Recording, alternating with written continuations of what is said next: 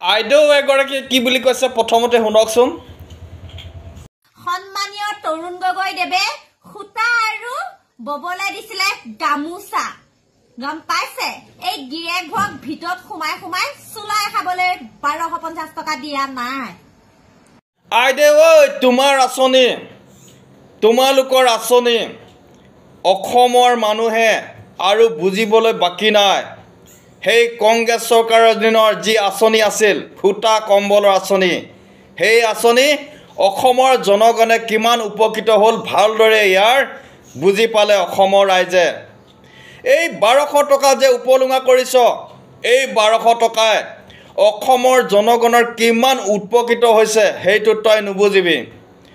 এখন এখন ঘৰ চলি আছে, সৰু সুৰা ঘৰ এখন চলি আছে, কিমানে দৰৱ পাতি আনিছে, কাৰোবাৰ স্কুলৰ ফিজ দিছে, কাৰোবাৰ টিউশ্যনৰ ফিজ দিছে এই 1250 টকাই।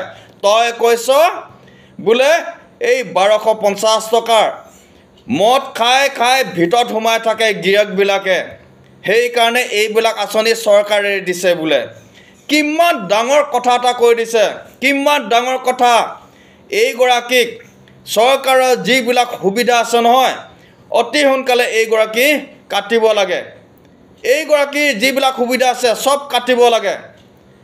আপোনালোকে ভিডিঅ'বিলাক চাই আছে, ইয়াৰ ভিডিঅ'বিলাক আগতেও যে চেনি দাইল নিমখৰ যি পেকেট আছিল সেইবিলাক জ্বলাই মেলি যি ধৰণে এইগৰাকীয়ে অপমান কৰিছে নহয় চৰকাৰৰ আঁচনিবিলাকত।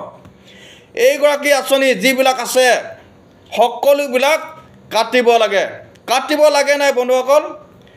এই মহিলাসকলকো কৈছোঁ, এইগৰাকীৰ বিৰুদ্ধে ভাল এটা পদক্ষেপ ল'বলৈ সময় আহি গ'ল।